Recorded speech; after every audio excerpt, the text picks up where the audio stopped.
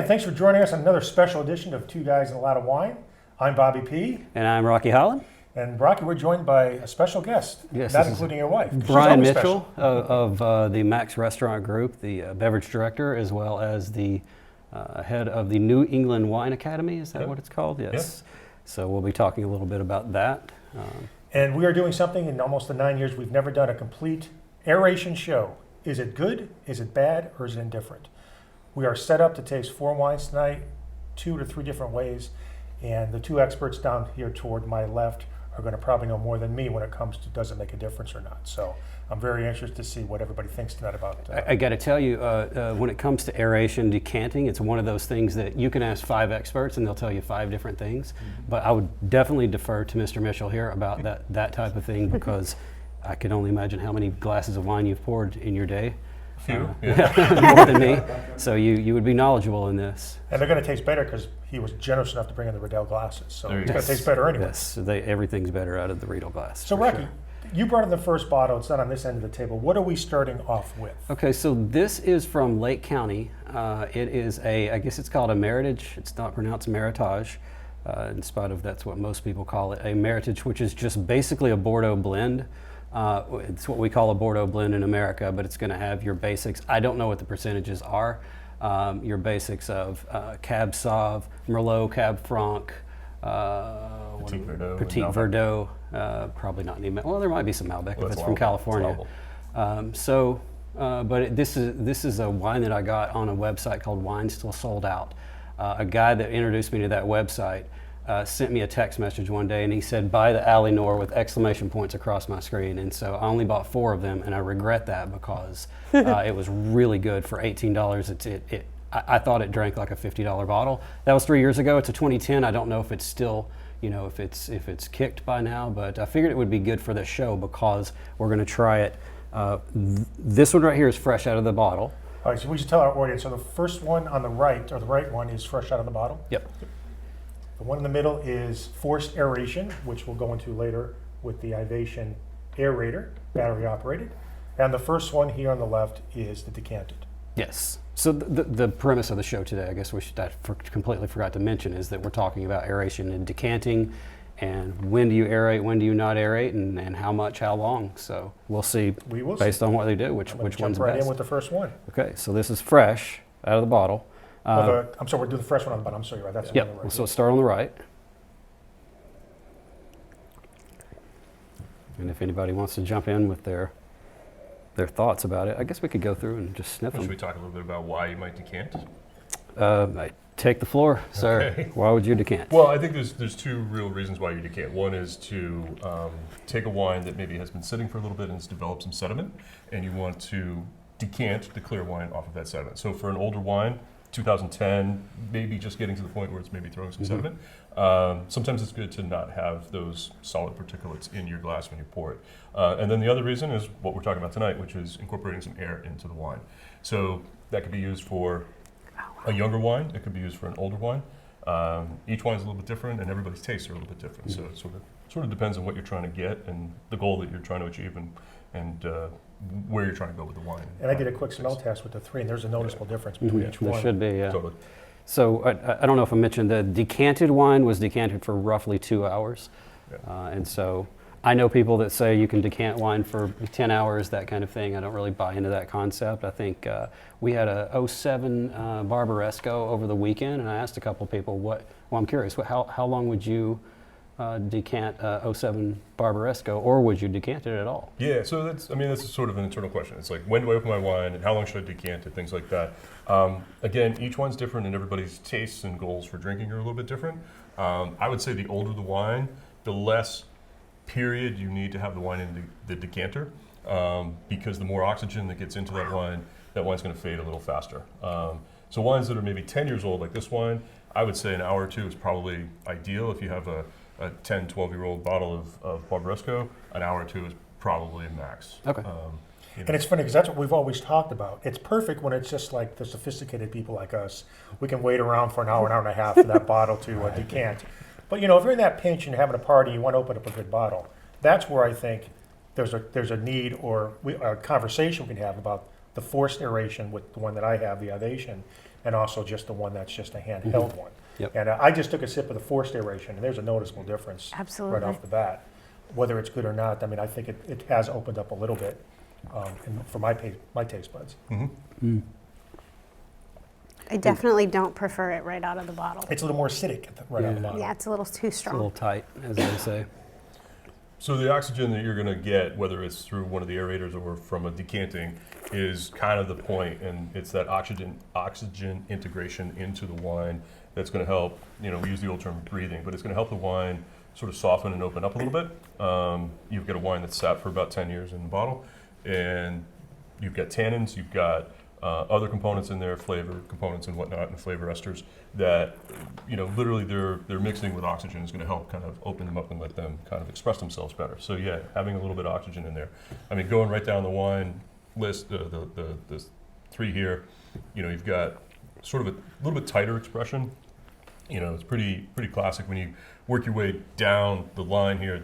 The wine that's been decanted for the longest, I think it's got more fruit coming out of it. It also has more vegetal notes coming out of it. You get a little bit of that bell pepper kind of aromatic.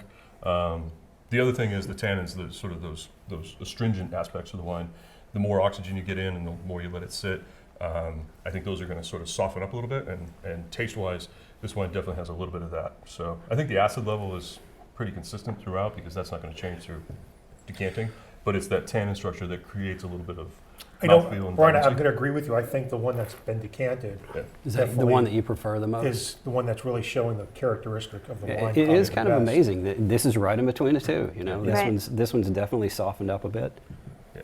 This one's got darker fruit, more chalk, and a little bit more closed nose to it. This one's definitely got more balance to it. While this one shows well, I don't think it's quite gotten to the point where it's getting the fruit and that sort of herbal nature to it that's coming out, and Yep. then the mouthfeel to kind of back it up. And just for the audience, the Aeration is available. They have like several different models on Amazon, but do a search. They're anywhere from $34 up to $50. This is right sort of near the bottom, I think $34, $35.99. So there is a place for something like this in your wine accoutrements, I think, especially if you want to aerate something quickly. But we're going to go into some different aerations in a moment. But I'm going to have to say, I think the one that has been decanted, I think is I think that was my probably the favorite one that I one. prefer the most. Brian, in terms of tannin, which for those of you at home, tannin is when you drink a wine that kind of dries your mouth out, that's the tannin that does that. It binds with the saliva on your tongue, kind of whisks it away. And so when it comes to decanting, does that help at all out with the mouth drying effect that you get from the tannins? 100%, because tannins are a molecule that's in the wines derived from the seeds, the stems, the skins, the solid particles of that grape during the winemaking process. And tannin actually is a compound that bonds with oxygen molecules. So when we look at wines that we're going to age for a long period of time, typically more tannins are going to, in a wine, are going to help it age for a longer period of time because it will actually grab a hold of those oxygen molecules that might be in there and keep them from literally oxidizing or causing the wine to go bad. So over time, those molecules are good to have in there. So those tannins are good to have for a wine you're going to age. When you take a wine and decant it, you're obviously putting a lot more oxygen into the liquid solution. And so the effect, like we've just kind of demonstrated here, is that more oxygen in there for a few hours is going to help kind of pull some of those tannins down and soften them. A 10-year-old bottle of wine like this probably has a lot of that tannin structure because those are going to break down over time and become softer anyways. But in a wine like this that's about 10 years of age, you end up with a kind of a nice balance between the sort of astringent aspect of the tannins, but also it does still maintain some of that structure that we're looking for in a wine like this. So in my world, food and wine pairing, this is a wine that actually would work well with a nice steak because it still has tannin, because tannins will bond not only with oxygen but also with protein. That's why we serve Cabernets and Barolos with steaks often, because there's that tannin that's going to bond with the protein that's in the dish. And this is Well, also to show again that we have the same bottle of wine and it's tasted different in each Yep. class. So whenever you buy a bottle of wine, you're going to get different experiences depending on how you either drink the wine, how you pour the wine, how you decant the wine. How you pair the wine. How you pair How you pair the Yeah, wine, so- all that stuff's important. And it's good, you know, for people watching this show to say if there's a wine that you tried and it dried your mouth out, maybe buy a decanter. They're really not that expensive and try it out again after it's been decanted for a while and maybe you'll be pleasantly surprised. Yeah, my Try it out. professional opinion is that you should have a decanter at home if you have some wines. Yep. So I'm going to let you guys either finish or pour that out. I'm going to start down here with our next one. Our next one is going to be Chilean awning estate from the Colchuga Valley. It's a Colchuga Valley Chilean. And I've had this one before, and I think it's really quite good. Pass these to you. Oh, sorry. Because we have so many glasses on this show this time, it's going to be a little bit more time-consuming to pour. So how we're going to do this next bottle is I'm going to use the handheld aerator with a little filter on top. These are also available anywhere between $15 to $30, depending on if you want to rock crystal and stuff like that. So we're going to do the same order as we did last time. Sandy, I'm going to give you a pour out of the bottle. And then I'm going to give you the little aerator, which... Remember your twist, Bobby. Those things are so difficult to use. Thank you. I rarely don't Pass that spill bottle some down all for over the them. place. That's why I like this guy right here. You can just pour sorry. straight out. Rocky, do you have the same? He's got the same one down Yeah. that end. Okay. And once again, these come with a little filter on top. Do you have a if preference? You can't wanna really use see this that, one or If that? there's any Yeah, sediment, that then it will also take out the sediment that's possibly in the wine. Yeah, the Love that filter. sound. That's a good sound. There you A go. lot of people say if there's a filter on the top that it can destroy the taste of the wine because it catches the sediment. I don't know that I really buy into that concept. Well, the Brian? sediment's going to affect the texture of the wine as you put it in your mouth. So that may or may not enhance your enjoyment of the Yeah, wine. I've never had a problem with a little sediment in my wine, to be perfectly honest with you. Really? Not I really. don't Oh, want to Sa- chew my wine. Sandy can't stand it. I when don't want No, to chew see, my no, When I wine. pour her that last bit out of the bottle and I That's probably forgot already that it picked was. this up. Here I did the nice normal wine tasting pours. And when you look down there, look at the sizes of those pours. down there. Yeah. Brian, you're not doing your job reining him in on those That's pours. all right. Well, maybe I am. So when I smell Chilean wine, so Brian and I have done some blind tasting. There's one thing about Chilean wine that just different pops out at me as soon as I stick my nose in the glass. Is it pepper? It's bell pepper. Bell pepper. Yeah, Yeah. there's a, yeah. It's exactly. methoxypyrazine, I believe, is what the Got chemical it. is called, but it's a chemical that is very herbal and bell pepperish. You tend to Yeah. either love it or hate it. Depending on the mood, I love it or hate it. Yeah, So it's the same compound base that will kind of raise its aromatic expressions in Sauvignon Blanc, because Sauvignon Blanc is actually a parent to Cabernet Sauvignon, so they share that kind of yeah, Well, that's- I will green tell you, bell pepper herbal kind that of was component. cut down significantly Yeah. with the aerated one. The bottle pour definitely more powerful than the aerated. I would agree with that. Yeah, I haven't tasted Right on the it yet. And nose. more, I mean, it sort jumps of out at you. dark raspberry, blackberry fruit is coming out in the left-hand one, the aerated one. Now, Brian, do you guys serve a lot of, do you have a lot of Chilean wines on the menu at all? Or? Actually, a couple of our key wines, like our sort of go-to port Cabernet, that you come in, ask for a nice glass of Cabernet, in almost any of our restaurants, you're going to find a Chilean Cabernet. Yeah. And it's the really cost-effective wine too, typically. Yeah, Chileans. Chile's a good source for wines that show really well and affordable. So that's why we use them. I was going to say, we didn't talk about the price points. Roughly, what's the price point of the first one? I we don't tried? know because wine's still sold out. Really, I think that wine typically sells for between 40 and 50. I bought So it it's a for little 18. higher price one. When I looked it up on their actual company, they're out of Hillsburg. I believe they had it listed at like $78. I don't think it's a $78 bottle personally, but I mean, I think it's at least probably a $30 bottle. But I've got it for 18. So Yeah, the awning estate, which I think, if I want to remember correctly, is between $18 and $22, is in that price point. It got pretty good reviews. I actually bought half a case of that maybe about 3 months ago, and I think I have 2 left. It's definitely a good red meat wine. There's no question about that. This is the first time I've done the aeration, though, with the awning. And I do like the Do you aeration prefer it? better. Yeah. I think I do. I think so I too. think the biggest noticeable difference between the two is that it's on the palate. Again, it's feel. It's that the impact on the tannin structure and the weight that comes across the palate. It kind of opens it up a little bit, which is what you would expect by incorporating more oxygen into it. yeah, it's softer. A little bit, yeah. Yeah.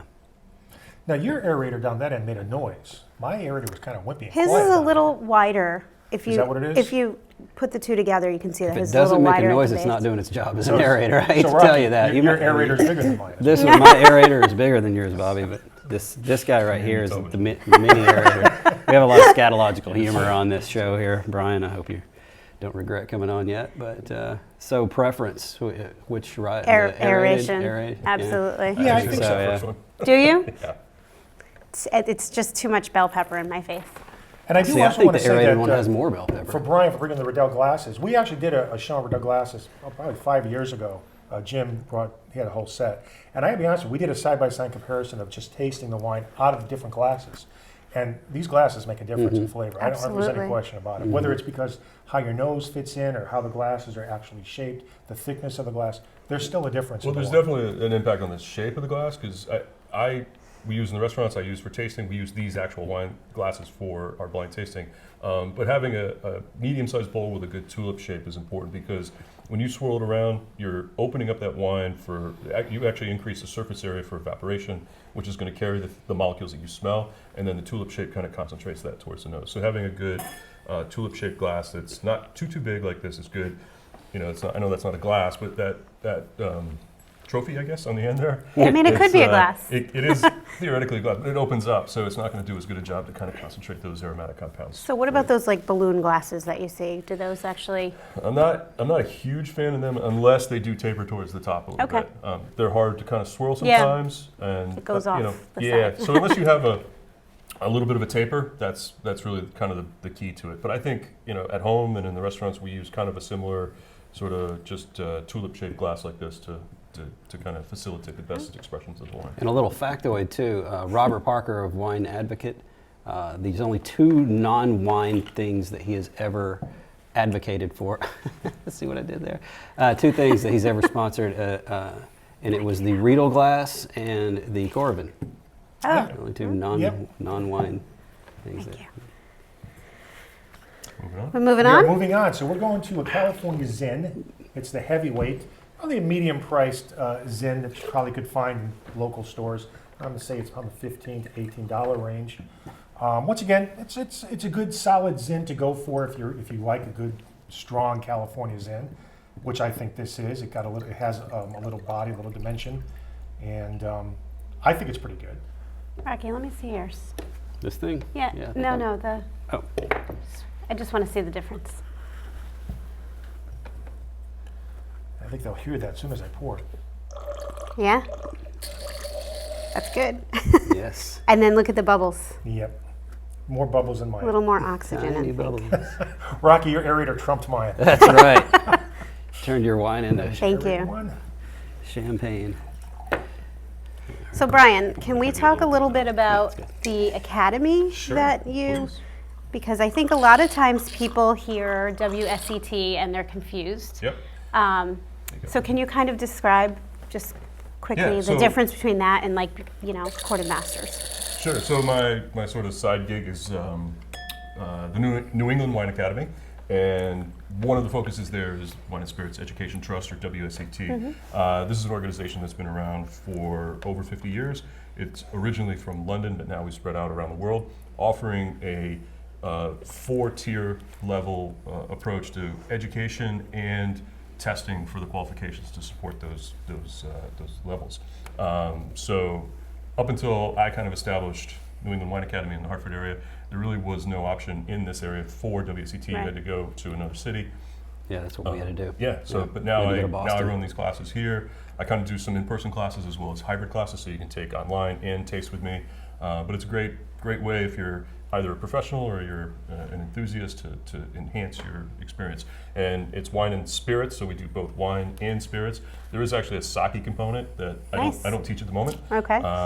But I definitely focus on the wine side and the spirit side, so you can take multiple levels of that. Awesome. And so Sandy and I have taken, she took 1, we took 2, and we're hoping to take 3 soon. But I can say that you don't have to work in a restaurant. You don't have to be someone that sells wine for a living. If you just enjoy wine and you're enthusiastic about it, take this class, and maybe if your husband and wife also enjoys wine, take it with them. I mean, that's what we did. We had a It was great fun. time. It's not intimidating. It's not like you think about. A lot of people are really intimidated about wine, but you learn about the geography. You learn about wine, and you learn how to pair it with food, and it's a great conversation piece.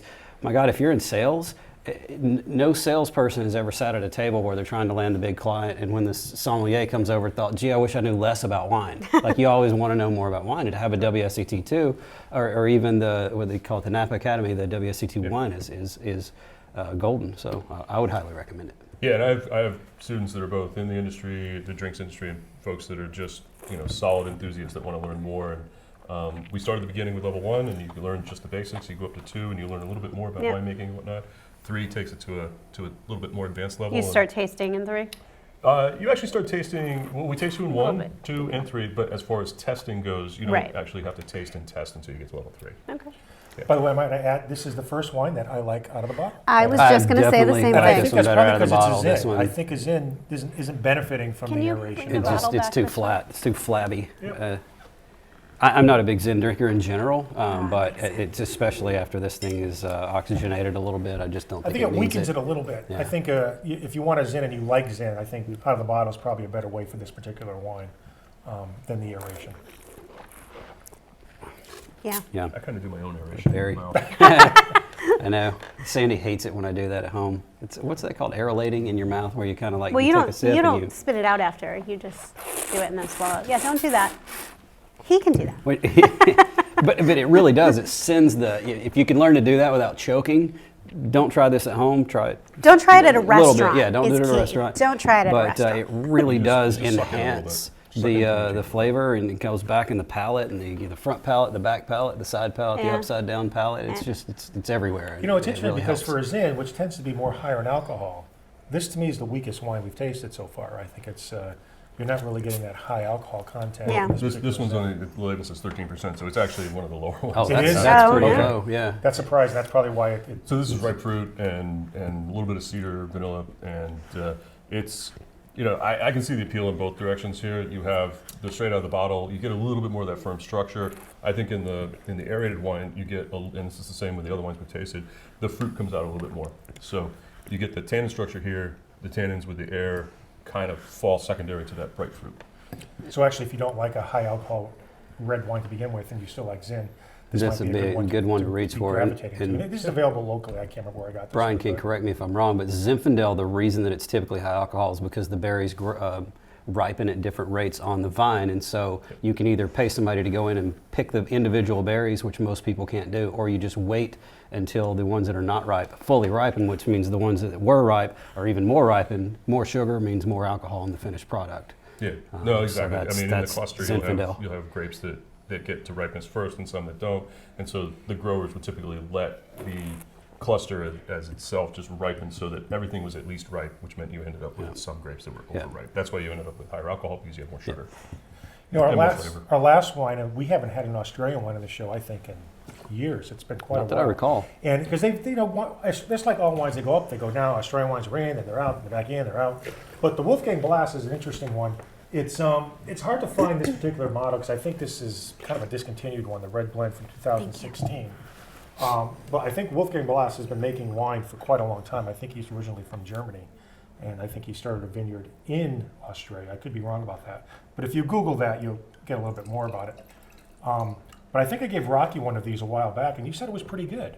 Yeah, The I Wolfgang did. I Blass. like that one, and I don't drink a lot of Australian wines. And neither do I. They're too bold Neither do for I. me. They're too berry driven, and I think I was Pungent. drawn to it because he wasn't an Australian winemaker to begin with. I think he was a German winemaker. yeah, There you go. I don't think you could have a bigger variation in wine style between Germany Well- and South Australia. I think Wolf Blass is actually one of the older wineries here. So the winemaking heritage from Germany came over in the mid 1800s. So a little bit of that's probably been lost at this point. But You want to try this one?